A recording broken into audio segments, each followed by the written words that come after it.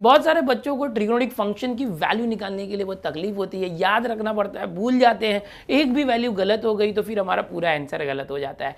तो ऐसे में लेकर आया हूँ मैं आपके लिए एक ऐसी ट्रिक जिससे आपको कोई वैल्यू याद रखने की जरूरत ही नहीं है, जो आपके हाथों का कमाल होगा, हाथों के पंजे से आप उस वैल्यू को निकाल पाओगे। साइन की वैल्यू अगर निकालनी है, साइन 0, 30, 45, 60, 90, या कॉस की वैल्यू निकालनी है 0, 30, 45, 60, 90, तो आप सीधे अपने हाथों से कोई भी वैल्यू जो है निकाल पाएंगे, डिसाइड कर पाएंगे। और रही बात टैन, कॉट, सेक, कोसेक की, तो आपको पता है अगर साइन और कॉस की वैल्यू आपको पता हो तो फॉर्मूले यूज करके आप बाकी के वैल्यूज भी फाइंड आउट कर सकते हो। तो बेसिकली ये करने के लिए आपको अपने पंजे पे ध्यान देना। इस पंजे में आपकी होती है 5 उंगलियां। राइट हैंड से आप लिखते हो, लेफ्ट हैंड आपका फ्री होता है, आप लिखते लिखते भी कैलकुलेट कर सकते हो। थोड़ा सा अच्छे से एक्सप्लेन करके टाइम लगेगा, लेकिन डिटेल में बताने वाला हूँ।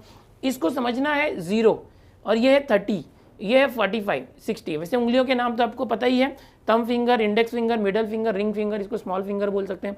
तो ये जो 5 उंगलियां हैं उसको एक तरह से डिसाइड कर देते हैं नंबर, कि ये मेरा 0 है, ये 30 है, ये 45 है, ये 60 है और ये 90 है। इस तरह से आप याद रखो इनके नंबर्स को, ओके, एंगल्स को, 0, 30, 45, 60, 90।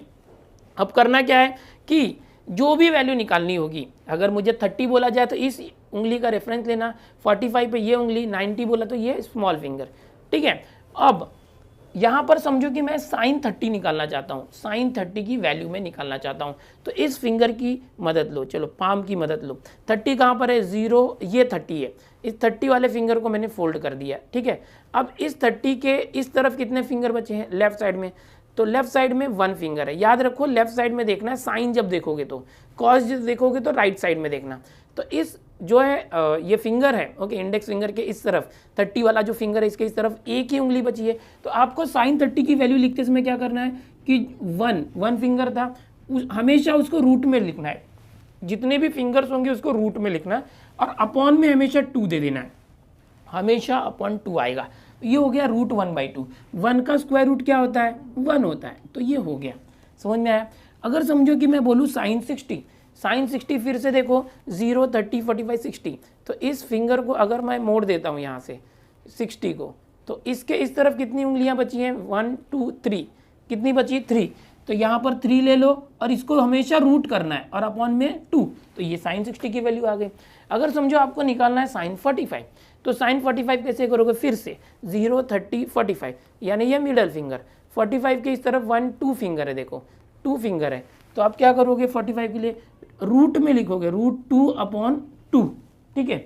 और इस √2 से 2 को कैंसिल करोगे तो देखो 2 क्या होता है, यहाँ पर देखो 2 क्या होता है, 2 होता है √2, ओके। तो ये 2 क्या है, √2, तो एक √2 कैंसिल होकर सिर्फ एक √2 आ जाएगा, 1/√2 आ जाएगा, तो ये कैंसिल कर दिए। साइन 0 मतलब ये 0 है, इस 0 को पकड़ोगे तो 0 के इस तरफ कितने फिंगर हैं, एक भी नहीं है, तो 0, वो भी रूट में, √0 0 अपॉन हमेशा 2 करना है, यानी 0/2, ये रूट में है, 0/2 वो भी रूट में, तो 0 आ गया पूरा, तो ये हो गया 0। अब इसी तरह से साइन 90 करना है, तो देखो 90 वाली ये फिंगर है, 0, 30, 45, 60, 90, ये 90 वाले को अगर छुपाते हैं यहाँ से तो उसके इस तरफ कितने हैं, 1, 2, 3, 4, तो क्या आ जाएगा, रूट में आएगा 4/2, 4 का रूट 2, 2/2, 1 आ गया, देखो साइन 91। अब इसी तरह से आप कॉस की भी वैल्यूज फाइंड कर सकते हो। यहाँ पर करना क्या है, बिल्कुल वैसे ही करना है, लेकिन जैसे हम इस तरफ देख रहे थे थंब की तरफ, कॉस निकालते समय उस तरफ देखेंगे। एक करके मैं आपको बताता हूँ कि सपोज यहाँ पर कॉस 60 है, तो ये ऐसे कर दिया 60, 0, 30, 45, 60। अब इस 60 के उस तरफ कितने फिंगर है, 1, समझ में आ रहा है, 1, तो कॉस 60 ऐसे लेंगे √1 और हमेशा अपॉन 2, तो √1 यानी 1/2। तो इस तरह से आप साइन और कॉस की वैल्यूज को सिर्फ अपने हाथों के पंजे से, उंगलियों से जो है फाइंड आउट कर सकते हैं। है ना मजेदार ट्रिक। इसके पहले भी अलग अलग ट्रिक आपने सीखी होगी, बट एग्जाम में कंफर्म करने के लिए अगर आपको ये सारी वैल्यूज याद भी है तो भी कंफर्म करने के लिए अपने हाथों का इस्तेमाल कर सकते हैं। स्टूडेंट्स पहली बार इस चैनल पर आए हो तो चैनल को सब्सक्राइब जरूर कर लो, वीडियो पसंद आ रहे तो लाइक करो और अपने दोस्तों में इस ट्रिक को ज़्यादा से ज़्यादा शेयर जरूर करना।